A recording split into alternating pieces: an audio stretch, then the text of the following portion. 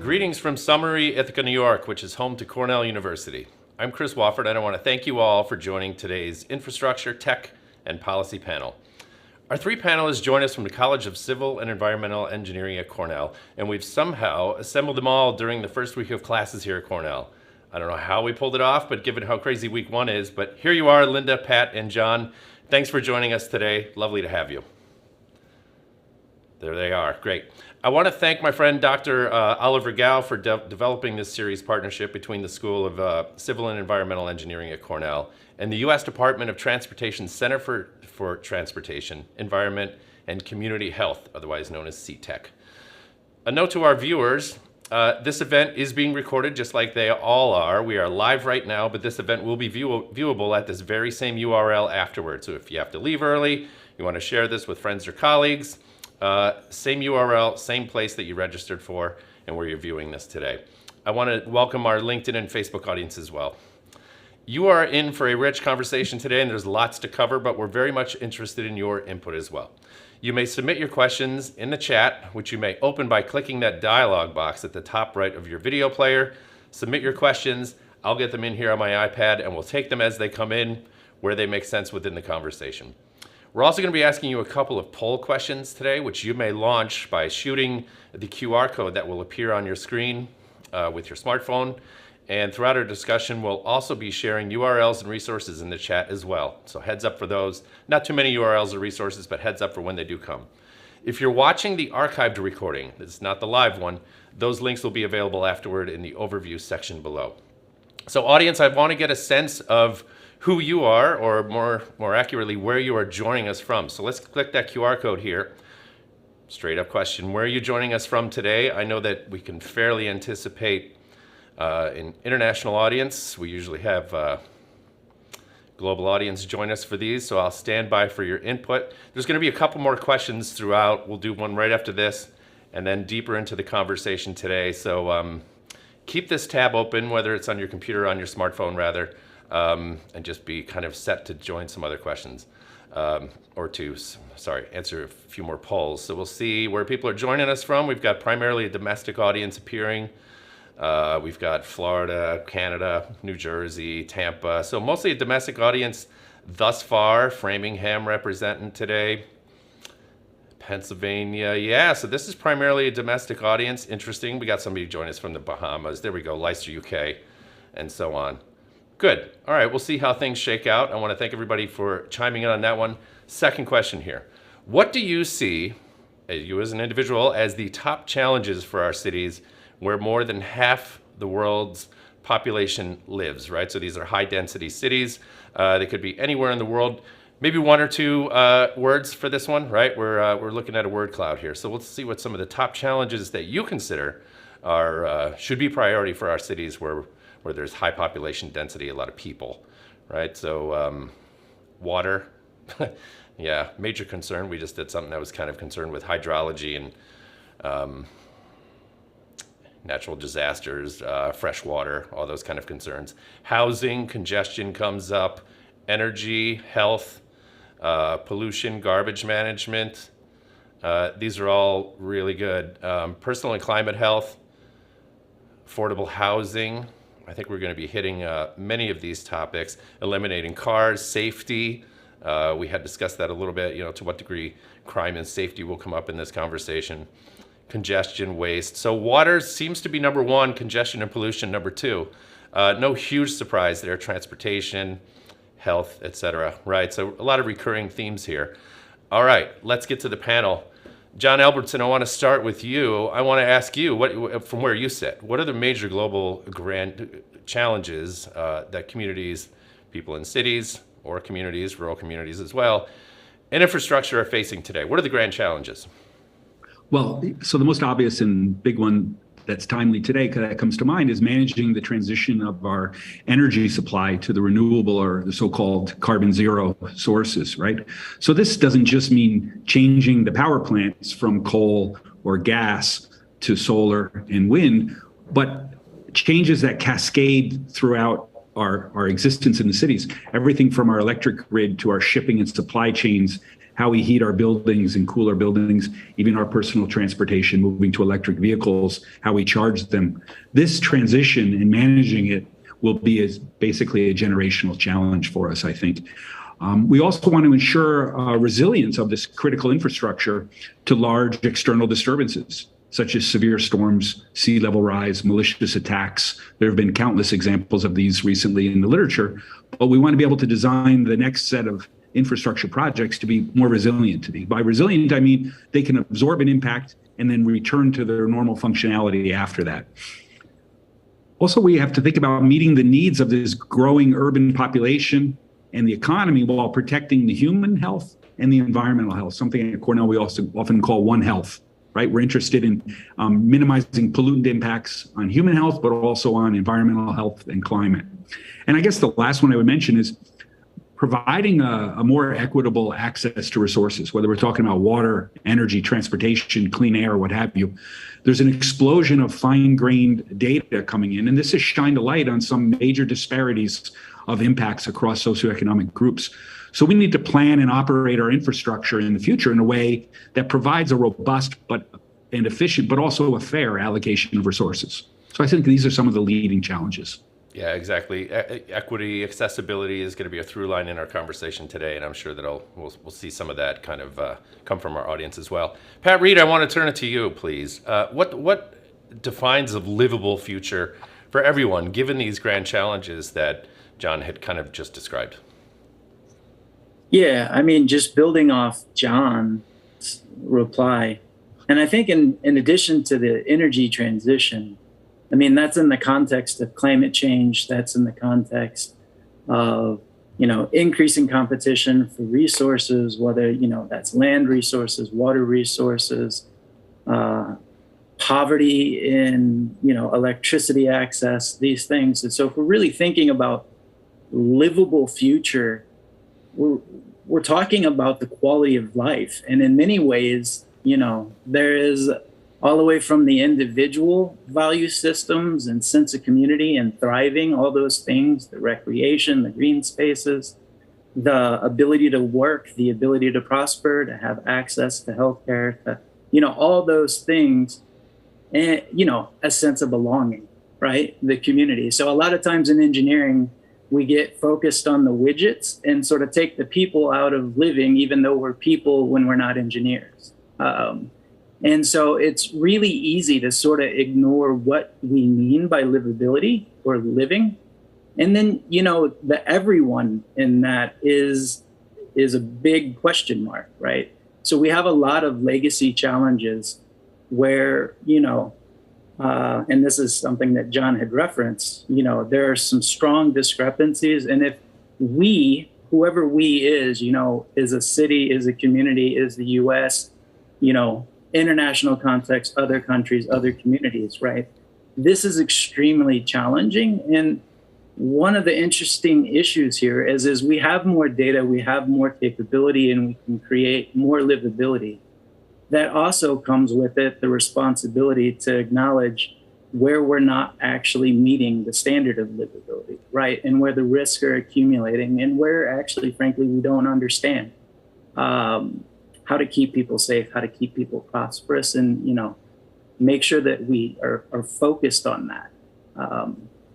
So in my view, this is something where the individual connects all the way to the global, right? Every action we take has some effect, whether it's large or small.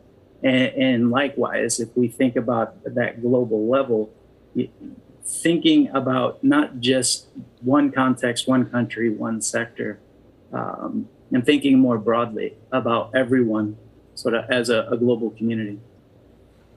Yeah, thank you, Pat Reed. And, as we discussed before we got going today, if any of you want to chime in and follow up on anything that any of your fellow panelists have said, please don't hesitate to interject if you like.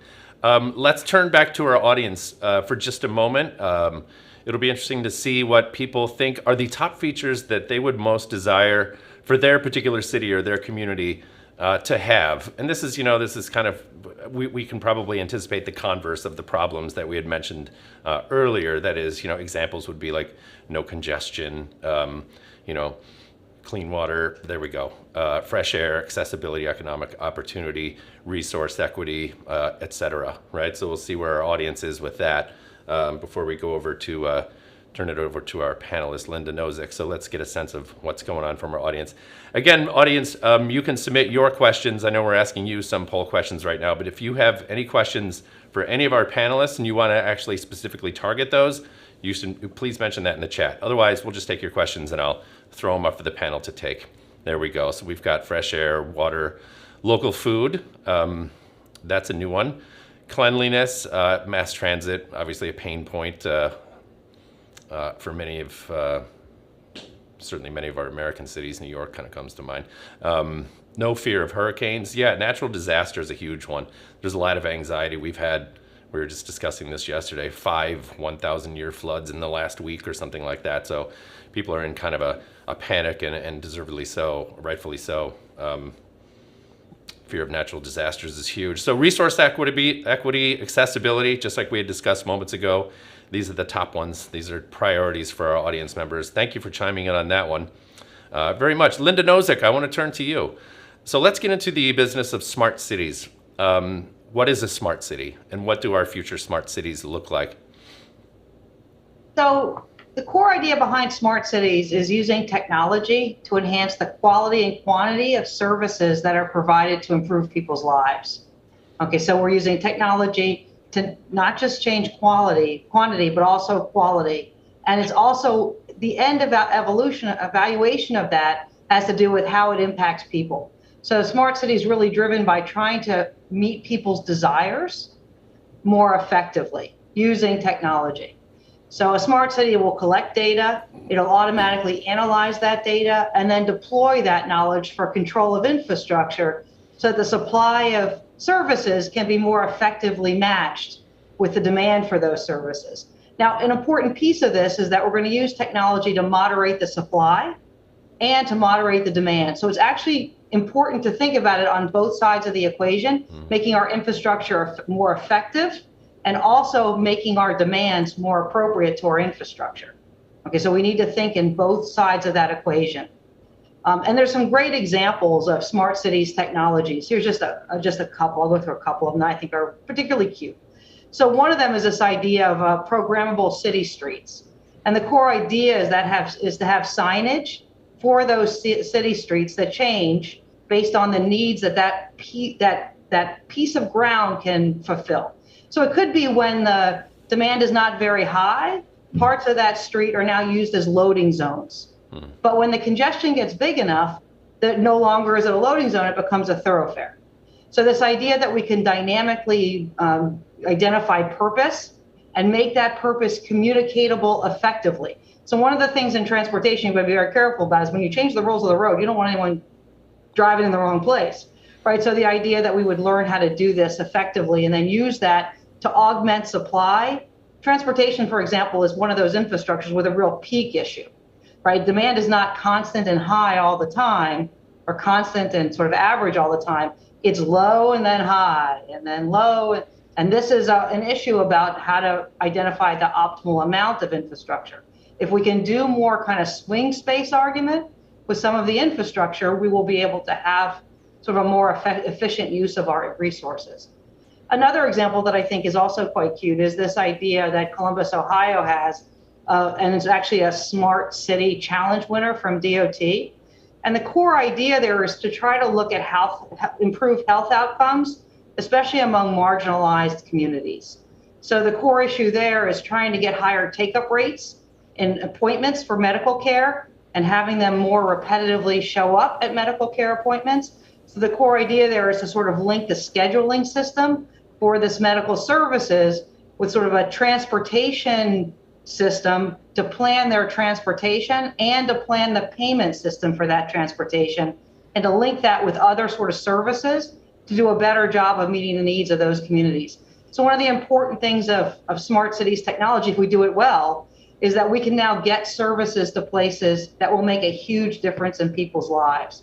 So that it's sort of like if you can dream it, you can really make a big impact on people's lives. That's an important piece of the smart cities paradigm. I love those two examples. There are a lot of moving parts to this. John Albertson, I want to turn over to you and ask you, what are the innovations? There's got to be collaboration going on. There's got to be connections among many different people and sectors, right? To attain these livable futures and some of these concepts and ideas that Linda has just described. So what are the connections that need to be made in order to address some of these grand challenges you opened us up with? Yeah, so, right, I spoke of some of the major pressures and challenges facing the system a minute ago. But as we think of how to address them, we're replacing this infrastructure built in the 19th and 20th century with the new one. We also have a new toolbox now, right? Just taking account of some convergences in technology right now. We just look at the Internet of Things. We have an explosion of low-cost sensors. So we have ubiquitous sensing across the urban environments. We have actuators to adjust and modify the behavior of things. And we have just unprecedented amount of data. We also have broad connectivity and high-speed communications and cloud computing. We have new and exploding capabilities in artificial intelligence in how we can autonomously perceive the system around the system and how these systems are behaving, some situational awareness and control. So we need to bring these tools together in an integrated way. It's a dynamic infrastructure system, but as Linda mentioned, it's not just bringing the supply to meet whatever demand has to happen. We are now trying to take a limited resource and allocate it and control the demand so that it matches with the supply. So on the one hand, we're looking at what are the exogenous forces here? What is the weather today? Is it going to be a hot day? Is it a Monday? Is it rush hour? What traffic do we expect?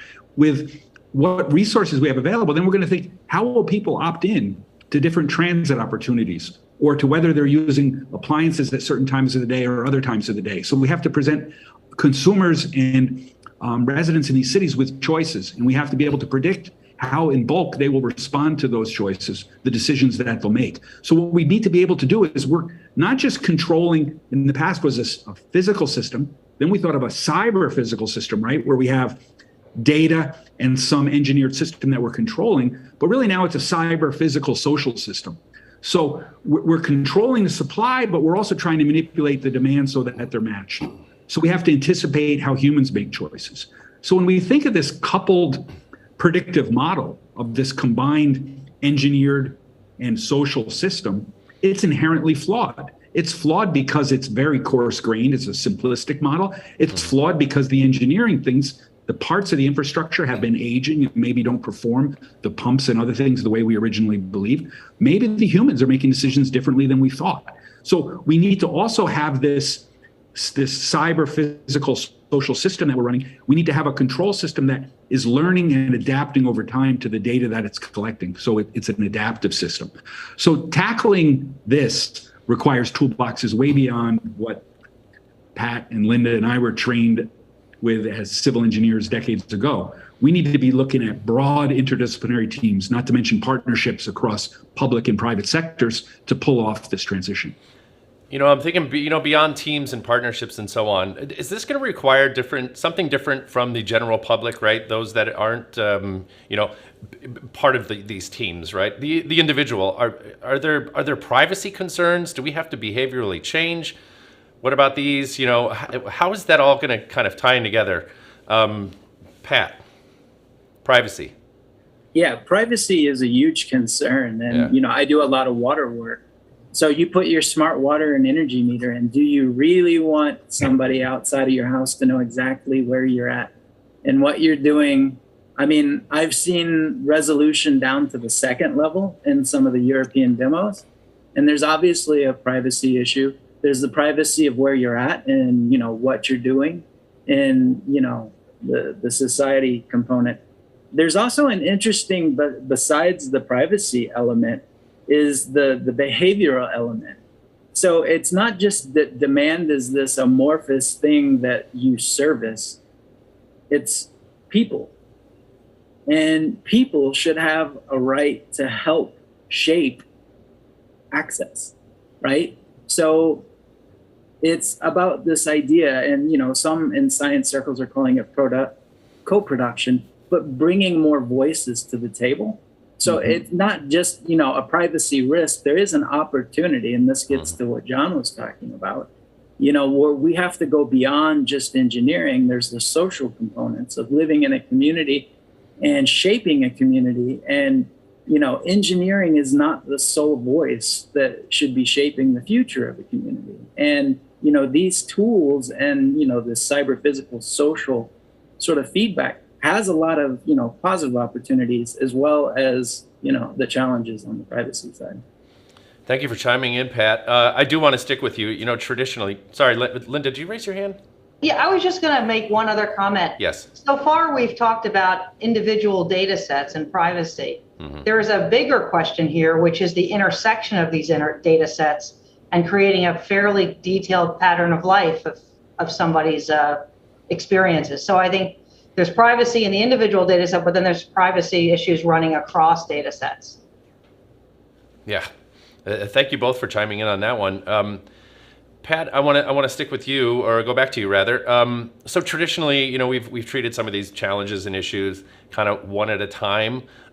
We have the ability to kind of move beyond that approach, and related to the interconnectedness to which we have just described. I mean, what are the implications of having an increasingly interconnected world? What does that mean? I mean, the world was always interconnected, but it's becoming increasingly so. And, to go back to other disciplines besides engineering being important, there's interesting literature that shows as freshman engineers transition to become seniors, they are psychologically changing to really ingest the philosophy of decomposition, taking something complicated, breaking it to its component parts, and then addressing the specific question or the specific thing that you want to do. Now we're breaking that in many ways, right? So we're breaking the validity of our assumptions. We're breaking the ability to decompose sometimes. And sometimes you don't know that you don't have that ability until it becomes too obvious. You park the wrong barge in the Suez Canal, right? Or if you have a mixture of conditions that in 2018, everybody would say, oh, that all those things couldn't possibly happen simultaneously in the world at once, right? I think subjective expert probabilities would be zero for a lot of things that we've seen over the last 3 years happening simultaneously.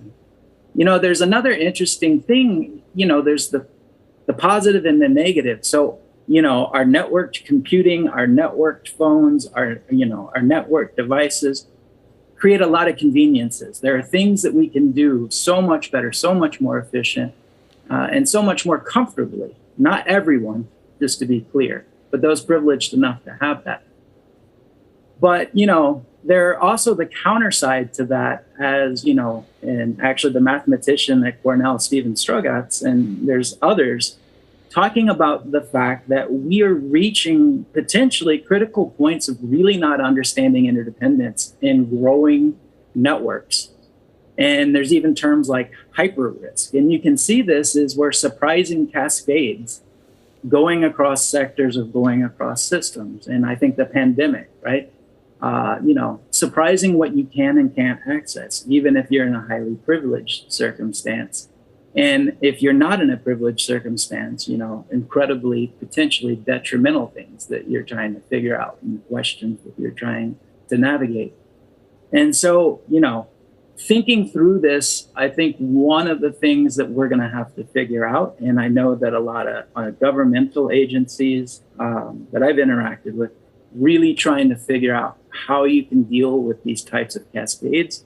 And, you're still going to need those decompositions and sort of a deep knowledge, but I think you're going to, as John had noted, and Linda, you're going to have to put it into a broader ecosystem and context. And I think that's just, there's not going to be a choice in that. It's not one at a time. Right. Linda Nozick, I want to pivot to you. Are there major gaps, any glaring issues, things that we need to address in order to pull this off, right, in pursuit of a smart city? Yeah, there's many issues that we're going to have to address to really get to all the promise that smart cities has. It's not going to be we don't do anything and then all of a sudden, voila, smart city, right? It's going to be an evolutionary process over time as we do a better and better job of harnessing technology integrating other voices into the system, integrating economics, integrating new entrepreneurial platforms, a whole bunch of things to get us to the spot we need to be and in smart cities. In fact, it'll be an evolving target as technology improves. What is a smart city? At the core, smart cities are all about using sensor technology to gather data, communication technology to move that data around, computing power to analyze that data and identify control actions. But in smart cities, the human is an important part of that system, right? Because it's only existing really to further the desires of civilization. When humans are in systems, there's challenges in humans in systems, right? And so being able to adapt these control algorithms, as John mentioned earlier, so that they really are effective with humans making decisions and many humans with many different perspectives making decisions, that's an important technological evolution that's really important. We've talked already about privacy, and there's also security. So we've had the ransomware episodes, right? As we do more cyber, physical, social, we'll have more opportunities for people to do things we need them not to be doing, right? Both from we can't have the infrastructure being taken down. We also can't have it used to create harm to people. And that's also possible, right? So having security is going to be a really, really important piece of thing to ensure that who gains access is supposed to gain access. And when all this stuff runs by wire, that's a whole different, by Wi-Fi, that's a whole different opportunity. And we talked about privacy, collecting all this data from geolocation data to energy consumption data to data about your in-home device use to the stuff on your phone. This is across all those data sets, there's the potential to paint a fairly detailed picture of someone's life, right? And that's something we want to be very careful about how this actually is implemented. What are the safeguards around it? What's the law, the legal framework across this entire system so that this doesn't get out of control and all of a sudden we have some real issues here. So that there's a lot of gaps that we need to fill, and these gaps will get filled over time and revised and filled some more. And it's going to be an evolutionary process with a lot of discussions across all of the affected communities. You know, as we move along that evolutionary process and we're moving in a direction, John Albertson, I want to ask you, what are some things that could go wrong? What are the big things that may keep you up at night or others? That's funny. That reminds me, they had a workshop on autonomous vehicles at Cornell Tech scheduled for March 13, 2020 with the title, Autonomous Vehicles, What Could Go Wrong? Yeah. It was supposed to be an online meeting, but the world shut down for COVID and it wasn't. So anticipating what could go wrong is an interesting job. So yeah, I'd like to first say, a system that's aware of its state, of the environment around it, and has the ability to make some modifications to the forecasted demand can provide remarkably potential for optimal management of resources. But all this technology and complexity comes at a cost, right? As engineers, we're humbled by the unforeseen consequences of some of the most well-intentioned designs from the past, right? We can go through a list and embarrass our predecessors. But, hindsight is 20/20. So we need to be mindful, not just of those lessons learned from the past, like thinking of Storm Sandy that many parts of the infrastructure are still recovering from in New York. But we have to think of the more subtle things that could go wrong when we deal with smart and connected systems, right? I was talking to a computer scientist about my concerns about humans in the loop. And he said, that doesn't worry me. I'm more worried about AI in the loop. And so what does he mean by that? Well, we're measuring everything and we're trying to perceive what could be going wrong in the system. The AI algorithms help us understand what could be going wrong. If the AI system is wrong, we can make a drastic mistake in how we respond to that. So if we just look at what happened last year, right, as Linda alluded to with ransomware, we saw the Colonial Pipeline suffer a ransomware. Gas prices shooting up, changes to things throughout the economy in the East Coast and propagating into the West. If we look at the fragility of the coupled, right, as we move toward renewable sources, we see a much tighter coupling of the grids. The transportation grid coupled to the electric grid is drawing from renewables, but when the renewables are down, the gas has to be able to kick in. So what did we see happen in Texas last year, right? We had a winter storm come in. a failure of some wind generators. Then we had some freezing in the gas lines. Then the failure of the market for the electric generation, where some of the power providers weren't interested in generating because the gas prices were too high. So we had 100 people dying, massive outages because of propagation of an external disturbance through these coupled systems. So dealing with resilience, robustness, but also cybersecurity and privacy, these are order one problems. So as we move to renewable energy sources, we move toward electric vehicles, autonomous vehicles to improve our transportation efficiency. These present a spectrum of risks to us, and we need to be mindful of them. We can't anticipate them all. But like Pat mentioned, as engineers, we're used to reducing the problem, decomposing it, and working with each component. Now we have to think of what happens when something goes wrong with one component. How does that cascade through the system? What is the overall system dynamics, and how does that respond to these things? So we need to build robustness and resilience into these systems with respect to natural disasters and malicious intent. And this is a big challenge. So Pat, I want to turn to you. I mean, what are some things that could go right? What opportunities do we have here? I mean, just stepping back, and there is the two sides of this. If we think about climate change, energy transitions, and sustainable prosperity, right? Acting to limit the risks and the effects of climate change is within, our choice structure. Thinking through the benefits of energy transitions and, the competition for everything that is using carbon, land, water, etc., and then sustainability, and from a U.S. to global perspective, because the interconnection.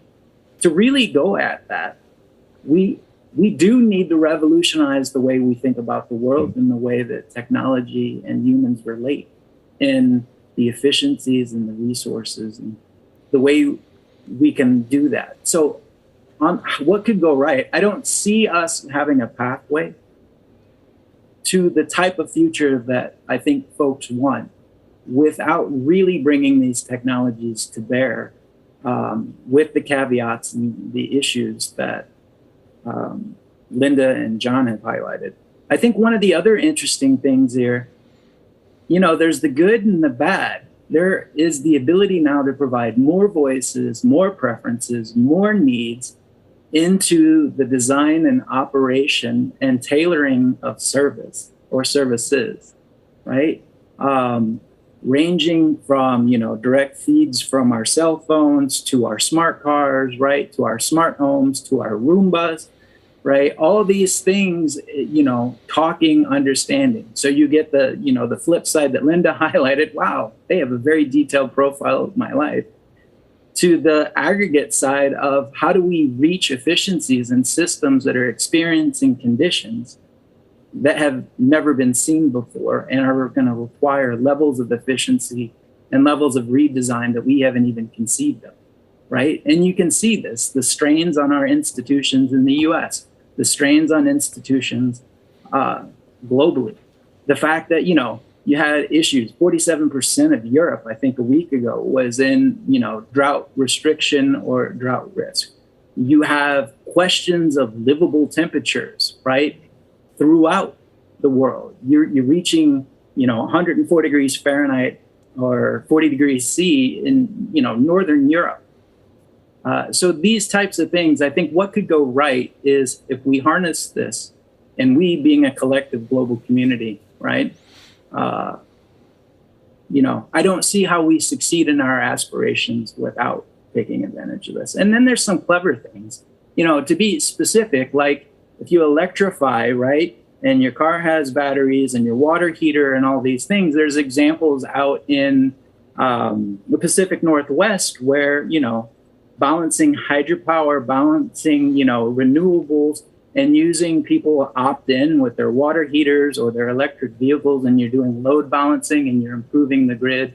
And then you have the potential, right, for solar coming down to the individual. So there's the potential where we cross water, energy, transportation, buildings in ways that we haven't even realized are possible to, the externalities and the problems in one might actually be, synergistically supported by, the excess capacity or the opportunity that we have in a different sector. Therein also lies the rub. We don't talk to each other very much. Disciplinary journals, the energy people and the water people and the structures people, we're all pretty different tribes. And really at the heart of that, there's really strong philosophical differences. And those permeate into industry. They permeate into the way that we have shaped our infrastructure, and they have a potential for lock-in for how we will. I'd say, what could go right? We could take action very quickly. But to be blunt, I think, we're measuring in the order of decade to start really taking that action, right? And so we need to really go after that and avoid those sort of disciplinary lock-ins and silos and, utilize the opportunity. Kind of a note on what you just described there. We had kind of a comment and a question from viewer Doug, who just chimes in and says he was talking about a specific example of stabilizing climate requires a coordinated international effort to succeed. We haven't really talked about the coordinated international effort that we need to make here, right? You were even talking about across disciplines, the kind of lack of cooperation and fruitful collaboration and stuff. So just sort of a note, Doug asks, to what extent are technical solutions likely to succeed without full cooperation? We can either take that question or move on. Does anybody want to hit that one? I have a thought on that. Yeah. That I think a lot of this is being done right at the international scene between sovereign nations. But at another layer, the cities are pretty much the agent of change, right? These metropolitan regions. Mm-hmm. So when a nation sets goals and policies, to achieve them, I think the right size building block is doing this at the city and the regional end. The other thing is the cities have advantages to do this, right? The world's become a much more open place, and people vote with their feet, companies and people. Companies are moving to places where the talented workers are moving to places that have high qualities of life. So cities aren't doing things just because they're mandated. They're doing them because there's an ongoing competition between different urban centers. Yeah, perfect. Thank you so much, John. Pat. Yeah. Oh, sorry, I talked over you. Yes, Pat. Yeah, I agree with John that, cities are a fulcrum in, the bigger question. But there are really challenging issues on the policy level. And to the point of the question, there are some real challenges. And it's going to come down to when you start talking about water rights, land rights, scarcity, poverty, changes in custom, culture, privilege. So I think, there's going to be some volatility. That volatility, I think at the international level, is going to reflect the very different lived experiences of folks going down to, the different country level and different regions. And so I think this is one of those challenges where, collective action has been a classic challenge, and I think to go back to a positive angle on this, the individual has never had more voice in the global community than at the moment and continuing. That has its pluses, that has its minuses. But I think, those voices are probably going to be the fulcrum of change because ultimately the policy is going to follow the politics. Yeah, exactly. Thank you for the follow-up. Great question, Doug. Linda Nozick, I want to turn to you. Let's zoom back in on civil engineering itself, which brought us the infrastructure that we actually live in today. Civil engineering, are we ready to navigate what could go right, what could go wrong, what short and long-term preparations are being made in your space? So I think the answer to that is an evolutionary yes. Yeah. Over time, we will adapt and have smart cities technologies more and more ubiquitous throughout the city landscape. I think there's evidence of evolution in the academic space, in the government space, in the entrepreneurial space to try to get us there. Okay, so what we see in civil and environmental engineering, for example, is we see a broadening of that degree Okay, what we see is certainly a civil engineering degree has a lot of focus on the creation of specific assets, right? A bridge, a transit network. But we see a lot of sort of systems, smart city technologies being overlaid now on these sorts of assets. And that overlaying is being achieved by teaching students a broader set of skills. So it includes sort of a deeper education on the technology, right? When I was a student, or civil engineers of my generation, control wasn't a word talked about. We're starting to teach control in civil engineering. We did have education 30 years ago on the social side of civil engineering, mostly in transportation, right? Because you don't create a transportation project and field it without lots of public meetings. But guess what? The depth in the social sciences now is permeating across the curriculum to understand things like pricing, right? And that crosses water, it crosses a whole bunch of infrastructures. So the education of the students is really, really broadening out in civil and environmental engineering. And by the way, it's broadening out in other fields to include infrastructure issues. Okay, so it's not just us that's getting a broader, but it's our related disciplines that also, because infrastructure, we all have a lot of places have a seat at the table. The behavioral economics crowd that is we need to educate our students in civil and environmental engineering. Well, guess what? In economics, they're educating their students on things like pricing for transit, for electric power, for water, these sorts of things, right? So there's a big broadening of the education within civil and environmental engineering, and there's a broadening in other areas to include things that are infrastructure related. Very good. John, I want to turn to you, and maybe you can go a little bit further on talking about what kind of professional partnerships are required. What will that look like in the future, in the near term? Yeah, this is the exciting part. I'm teaching a new class, and I'll mention just for why it is. It's called Engineering Smart Cities. But the use of the word engineering there is deliberate, because when you think of course on smart cities, many departments could have a course on smart cities. I want to make explicit that I'm teaching about the engineering aspect of smart cities, but we can't do that in the background, in a vacuum rather. So to implement this transition to smart infrastructure, we need a deep collaboration with urban planners, engineers, with behavioral economists, like we said, computer scientists, social scientists, basically in governance and markets. So how do we do that? We're creating what used to be urban planners and people that work for the government would be looking at a plan and seeing that they need a capital investment. They need to expand their infrastructure to meet increasing demand. So there would be a call for proposals. The large infrastructure design firms would come in, design a project. Somebody would build it, and it was a relatively static system. And then either the municipality would operate it or a utility under a regulation as a monopoly. Now we're seeing a completely different ecosystem, right? Civil environmental engineers are working in the startup ecosystem. We're seeing tech companies developing devices and providing the connectivity and computing services needed for this, the dashboards, the SCADA systems. We're seeing the economists coming in and helping with models of human choice and how they respond to incentives and pricing structure. We have policy experts working on how to build the markets that would be necessary and how to deal with the governance that's necessary. As Pat mentioned, community organizers are helping bring together that voice for underserved and underheard communities. We have public-private partnerships coming together for how to finance and operate these systems in a way that wasn't done in the past.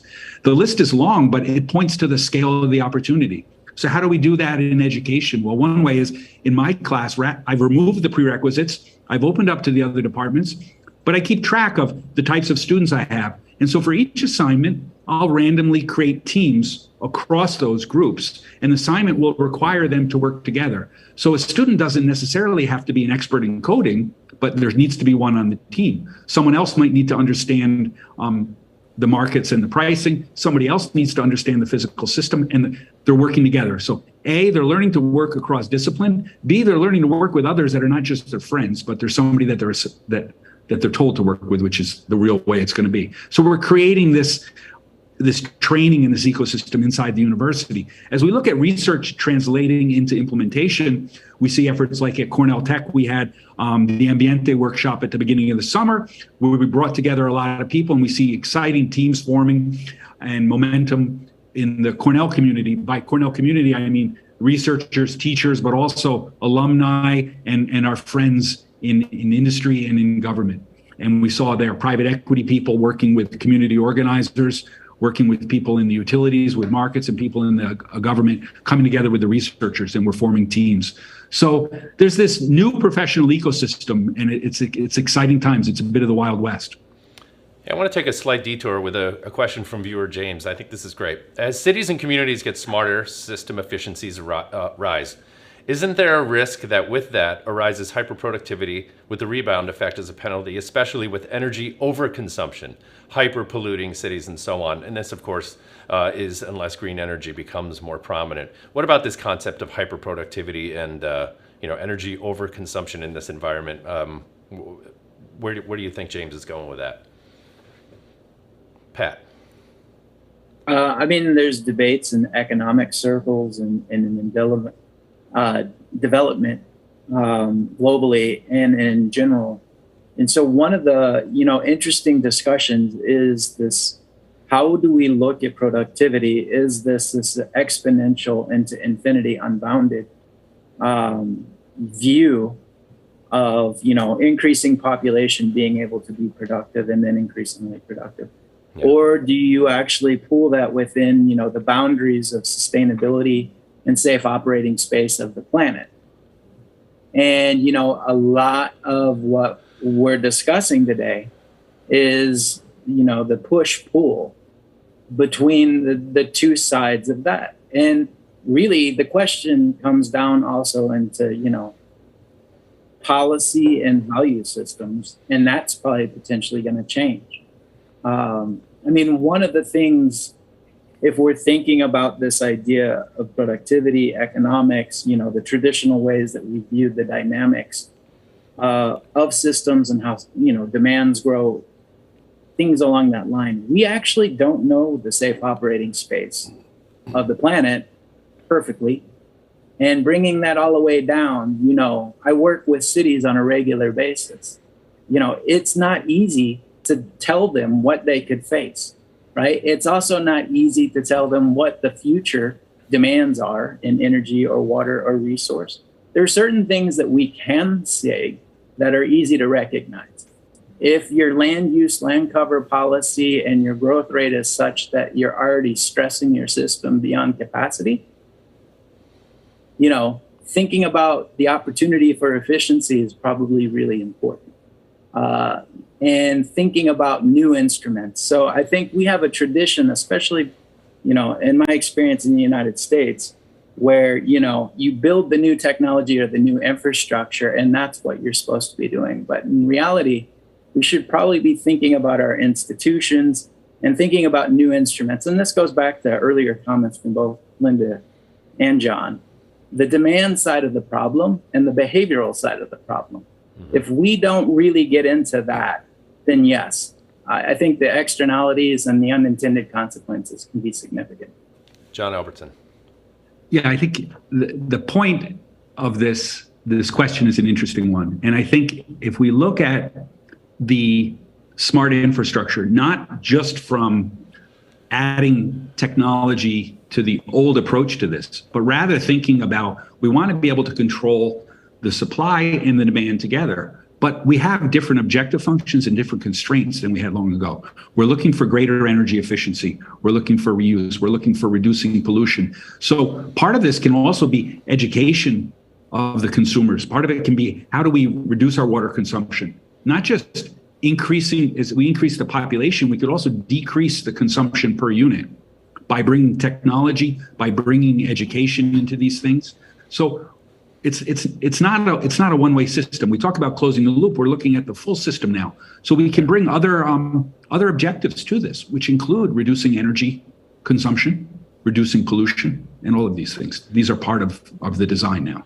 One thing we haven't talked about quite yet is oversight, government regulations, legal frameworks, any constraints that would otherwise maybe hold things back. Pat, I want to kick it over to you. How do we adapt in that environment where, can we be adaptive, considering our legal structures and regulations and so on? So, it's interesting. So what we're all talking about is being, dynamic, adaptive, and contextually appropriate to what we're experiencing. And adaptive management, the literature and the thought processes and the experiments that have happened in the U.S. and globally, more than 30 years, there's been interesting judicial precedents that we've seen in some quarters.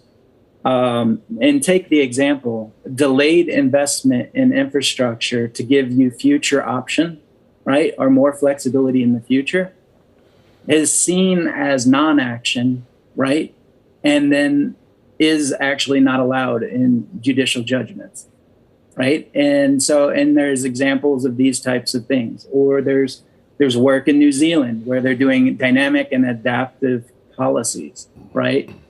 In their planning in terms of their energy transitions and their adaptation to sea level rise and things along that line. And they had these really nice plans, and controls in mind in terms of how they could phase and stage stable changes in their system. And one of the interesting things is when they showed these pathways to the community said, yeah, that's great, do it all. They didn't want, this idea of act, wait, learn, then react in context. And so, I think from the policy context and from the judicial context, I think this can be challenging. It's going to be really challenging in, water. So changing a flood reservoirs operation can require an act of Congress. So that's pretty high level. So I think, when we talk about closing the loop, we're also going to have to start thinking about adaptive and resilient governance and institutions. And we, that's a tough nut. And I think it's going to be really challenging, but critical. Yeah, good one. I have a good question from viewer Edmund, who asks, how does today's conversation relate to developing countries? Can cities in developed countries be successful in becoming smart cities without cities in developing countries becoming smart cities, right? So we're getting back to the interconnectedness of things. What is the relationship between the developing world and what we might call the developed world as it relates to smart cities? That one's a jump ball. Anybody want to take that? Go ahead, Pat. I'll just be brief. I've seen, it's not the same. The differential is extraordinary. But there are positive examples where, Hyderabad and places in India where they come in and they're changing infrastructure simultaneously, like creating access to the internet, creating, improved telehealth and all of these things from tech companies and public-private partnerships coming in with regional planners and thinking and overlaying, the water, the transportation, the energy together. And in some sense, and I'll pass it off to John, there are templates where it's seen, and it's not trivial because financial access, cost of capital, there's all sorts of things that are a problem. But there are examples that are shown where you're sort of starting from a baseline that creates new opportunities, right? You don't have a giant legacy of infrastructure, right, that you're trying to change necessarily. So it's not to say that it's easy, but I think there are some positives. John, did you want to go? Well, Pat hit on the major things. I would say in part of the developing world, there are a rapid rise of megacities. So some of them can learn and actually shape the urban form to be in a more healthy interaction with its local environment than some of our legacy cities. So that's the nicer opportunity. There's also more opportunity to improve the situation in the global south because we see some large problems. The cook stoves, things, point of use treatment. It's maybe not the technologies we're talking about, but there's a real opportunity to move the needle on human health and pollution in those places. And NGOs are reaching out, and there's a lot of activity there. We call it sort of development engineering.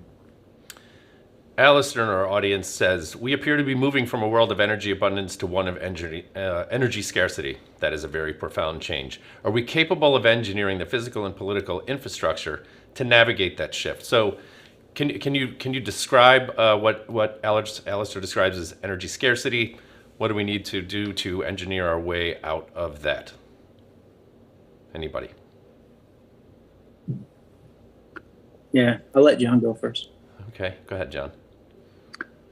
Well, sure. This is what we're talking about, right? As we move toward renewable energy and we move toward managing the efficiency, as we move toward looking at not just always meeting demand with more supply, but controlling the demand, we're getting at that point. Mm-hmm. But her question is a good one.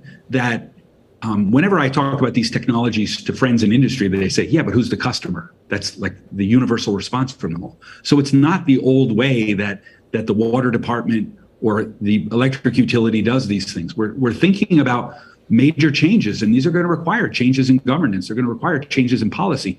And a lot of the people that will be issuing the call for proposals for these things don't necessarily understand them. So it's quite complicated, and it's yet to be seen what is the best path forward to implement them in the sense of a government. Linda, let's kick off our last 5 minutes with a relative kind of a lightning round. I want to ask you, and I'll start with you, what is your vision for the future of civil and environmental engineering? How will the field evolve to meet some of the challenges? Where do you see things going ahead, moving forward? So I think we've touched on a lot of this already. Yeah. I see an expansion of the skill sets our students live with, exit education with. I see a tighter connection between civil and environmental and other fields where our students are educated by experts in related and important fields to be able to deliver these sorts of solutions. So being part of the table that crafts these. I see a tighter connection to economics, a tighter connection to the social sciences. I see a massive change in the way we teach design and how we think about design and all the aspects of it. Mm-hmm. A lot of that getting more voices, as in the words that Pat Reed used a moment ago, more voices to the table so students can understand how design decisions will actually impact different communities. It's kind of like the crash test dummy that's a 6'2" man for everything. Having a design activity that really captures the variety of people in our society and helps people understand, is that decision for design consistent with helping different populations and sometimes marginalized populations continue to grow economically and socially. So I see that as a major change in our educational environment. Pat Reed, let's kick it over to you. Yeah, I'll be brief. Linda covered a lot of things. I think going back to the voices, I think it'll be a big change in civil engineering where they're going to have the data sets to really understand the lived experiences of the systems that they're thinking about controlling and designing. And that has its, positives and negatives as we covered today in terms of privacy. But, we've been in aggregate my whole professional life and you see things now. So we're really getting down into that lived experience. And that's something that, I think the social motivation of the civil engineer is not going to change, right? We're not the highest paid. And maybe, our services aren't respected. Mike, they say when a service is ubiquitous, it basically is invisible until it disappears. Then people notice very quickly. So you don't get the respect. But I do feel like the ability to enhance the lived experience down to the individual is going to transform. And I think it'll be a big motivator and attractor. Any last words, John Albertson? Yeah, on the same lines, right? In the past, we often talked of who worked on theory, who worked on experiments, who did numerical models, who did data. And now it's going to be a rigorous fusion of the numerical simulations and the data. It's going to be a collision of Newton with machine learning, of Gauss and Bayes with this IoT free-for-all. And how do we control that? So our students, where are we going with it? This is where we're going. Data, simulations coming together to understand and better operate a facility. It's incredible how quickly that hour flies by. I feel like we just, had liftoff and we've reached cruising altitude, but here we are at the end of the hour. I want to thank our audience for checking in today. Great questions from our viewers, just packed with some beauties. They were all great questions going through them. Couple last notes here before we go. Again, this is being recorded, so share it with your friends and colleagues, and you can watch this shortly after we're through today. I want to share a couple links again. The Center for Transportation, Environment, and Community Health. You can visit Oliver Gao's faculty page. Again, he's one of the principles behind developing this series that we just launched today. So for those of you in the viewing audience, you will receive emails about future events related to transportation, environment, community health, civil engineering, and otherwise. So stay tuned, everybody. Thank you for joining us. Thank you, panelists, Linda, Pat, and John.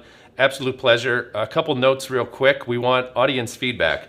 Let us know how we did. So simply rate how we did in today's presentation. Right after this, when you submit your rating, we'll ask you what you liked, what you didn't like, things that we should cover, opportunities missed, and so on. So I'm very interested in your honest feedback. Stay strong, stay safe, everyone, and thank you for joining today's keynote. Thank you so much.